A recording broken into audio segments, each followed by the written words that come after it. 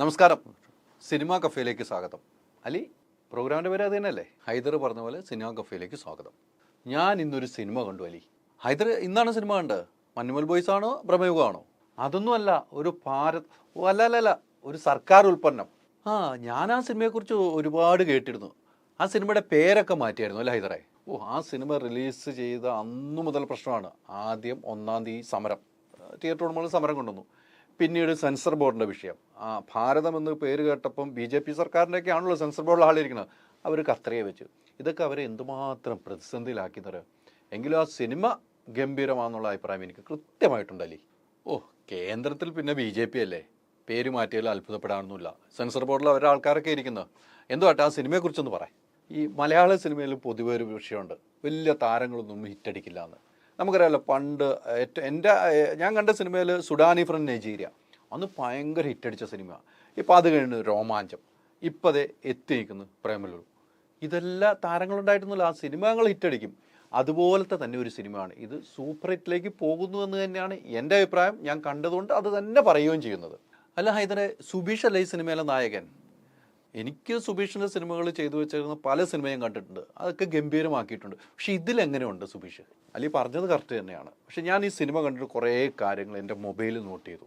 അത് ഞാൻ കൃത്യമായിട്ട് എൻ്റെ മൊബൈലിൽ ഞാൻ കൃത്യമായിട്ട് സിനിമ കണ്ടിട്ട് ഞാൻ വീട്ടിൽ ഇരുന്ന് ആലോചിച്ച് എഴുതിയ കുറേ കാര്യങ്ങളുണ്ട്. അത് വേണമെങ്കിൽ ഒന്ന് ശ്രദ്ധിച്ചോ. ഇതിലൊരു രക്ഷയുമില്ല സുബീഷ്. എന്നുവെച്ചാൽ സുബീഷ് എനിക്കറിയാം, ഞാൻ നേരത്തെ എനിക്കറിയാവുന്ന സുഹൃത്തുക്കളാണ്. ഒത്തിരി ചെറിയ വേഷങ്ങൾ, പാലി പറഞ്ഞ പോലെ ഒത്തിരി ചെറിയ വേഷങ്ങൾ ചെയ്തിട്ടുണ്ട്. പക്ഷേ ഇതിലൊരു രക്ഷയുമില്ലായിരുന്നു. ഞാൻ എഴുതി വെച്ച കുറേ പോയിന്റുകൾ മൊബൈലിൽ. ഈ സുബീഷിൻ്റെ തലവര മാറ്റുന്ന ഒരു സിനിമയാണെന്ന് എനിക്ക് തോന്നി. അതിന് യാതൊരു സംശയം എന്നെ സംബന്ധിച്ചിടത്തോളം ഇല്ല. പിന്നെ നിസാം റാവുത്തർ, ഗംഭീര സ്ക്രിപ്റ്റ്. അദ്ദേഹം മരിച്ചുപോയി, അതാണ് ഈ സിനിമയ്ക്ക് നമ്മുടെ ഒരു വിഷമമുണ്ട്. അദ്ദേഹം റിലീസ് ചെയ്യുന്നതിന് 2 ദിവസം മുമ്പ് പെട്ടെന്ന് മരണപ്പെട്ടു. അത് നമുക്ക് പറയാതിരിക്കാൻ പറ്റില്ല. അദ്ദേഹത്തിൻ്റെ ഗംഭീര സ്ക്രിപ്റ്റ്. പിന്നെ മറ്റ് 3-4 കാര്യങ്ങൾ എഴുതി വെച്ചിരിക്കുന്നത്. എല്ലാ പ്രേക്ഷകർക്കും ആസ്വദിക്കാൻ കഴിയുന്ന രീതിയിൽ തന്നെയാണ് സംവിധായകൻ TV രഞ്ജിത്ത് ചിത്രം ഒരുക്കിയിരിക്കുന്നത്.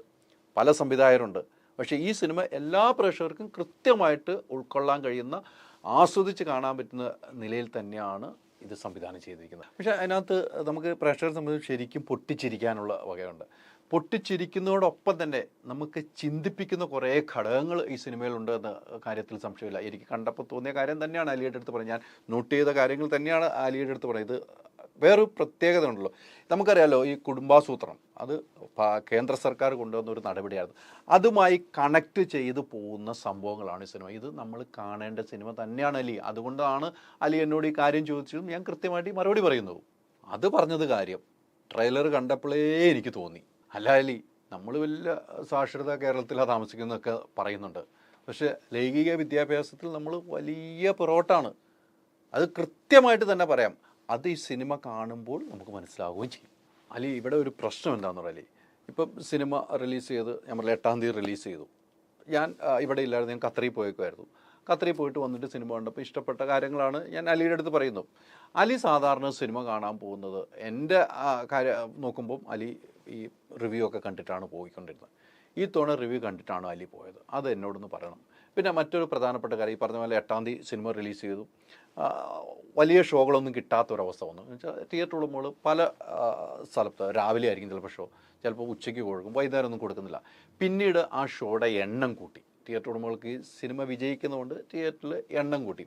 പക്ഷേ ഇന്നൊക്കെ നമ്മൾ കണ്ടുവന്നത്, പുതിയ 2 സിനിമ ഇറങ്ങിയപ്പോൾ ചില തിയേറ്ററുകൾ എണ്ണം കുറച്ചിരിക്കുന്നു. പക്ഷേ ഇപ്പോഴും ഈ സിനിമയ്ക്ക് ചില തിയേറ്ററിൽ 50 ആളുകളും 70 ആളുകളും 100 ആളുകളുമുണ്ട്. അത് ടിക്കറ്റ് എടുത്ത് കയറുന്ന ആളുകളാണ്.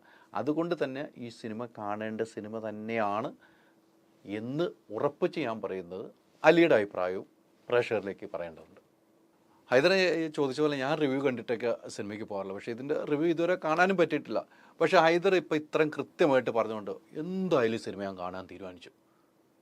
അപ്പോൾ പ്രേക്ഷകർ കണ്ട കാര്യമൊക്കെ ഹൈദർ പറഞ്ഞല്ലോ. അപ്പം ഞാൻ കാണുമ്പോൾ എൻ്റെ കൂടെ പ്രേക്ഷകരും ഉണ്ടാവും, എന്നിട്ട് ഞാൻ എൻ്റെ അഭിപ്രായം പറയാം. ഓക്സിജനിൽ വമ്പിച്ച വിലക്കുറവുമായി കേരളം കൂളാകും AC discount sale. Oxygen, the cooling expert.